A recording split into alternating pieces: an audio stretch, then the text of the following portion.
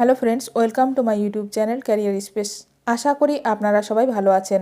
আজকে এই মুহূর্তে 26,000 চাকরি বাতিল মামলার শুনানির যে গুরুত্বপূর্ণ আপডেট উঠে এসেছে, বিস্তারিত সেই সম্পর্কে আলোচনা করব। তাই ভিডিওটি অবশ্যই শেষ পর্যন্ত দেখবেন শিক্ষক নিয়োগ সংক্রান্ত সমস্ত রকমের আপডেট সবার আগে পাওয়ার জন্য। বন্ধুরা, শিক্ষা সংক্রান্ত ও চাকরি সংক্রান্ত সমস্ত রকমের লেটেস্ট আপডেট আপনারা এই চ্যানেলে পাবেন।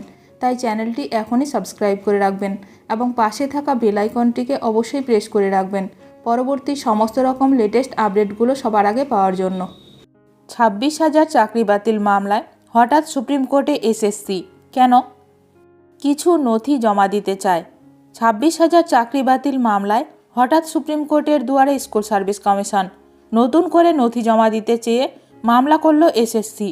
26,000 চাকরি বাতিল মামলায় ফের সুপ্রিম কোর্টের দ্বারস্থ হয়েছে এসএসসি।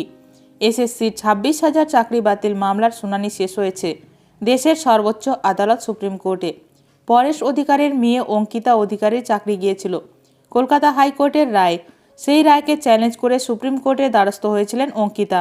সেই শুনানির সময় বুধবার এসএসসি কোর্টের কাছে আবেদন করে যে 26,000 চাকরি বাতিল এই মামলায় তারা নতুন করে কিছু নথি জমা দিতে চায়। জানা যাচ্ছে, প্রাথমিকভাবে এই আবেদনে প্রধান বিচারপতি উষ্মা প্রকাশ করেন। তিনি বলেন যে এই বিষয়ে দীর্ঘ শুনানি হয়েছে, নথি জমা দেওয়ারও সুযোগ দেওয়া হয়েছে। আবার নতুন করে কেন তারা নথি জমা দেবেন? এরপরেও আগামী সোমবারের মধ্যে যাবতীয় নথি জমা দিতে নির্দেশ দেওয়া হয়েছে। যদিও কী নথি জমা দেবে এসএসসি সেই সদুত্তর মেলেনি। প্রসঙ্গত উল্লেখ্য, গত সোমবার 26,000 চাকরি বাতিলের মামলার শেষ শুনানি হয়। সুপ্রিম কোর্টের প্রধান বিচারপতি সঞ্জীব খান্না ও বিচারপতি সঞ্জয় কুমারের বেঞ্চে প্রায় 2 ঘন্টা শুনানি হয়।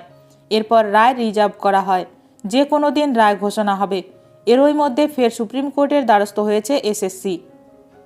এখন দেখার বিষয় এই নিয়ে আরও কি গুরুত্বপূর্ণ খবর উঠে আসে এবং শুনানির কী রায় দেন বিচারপতি।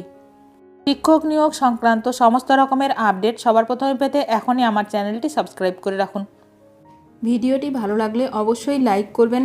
আজকের ভিডিওটি এখানেই শেষ করলাম। নতুন কোনো আপডেট নিয়ে দেখা হবে নেক্সট ভিডিওতে।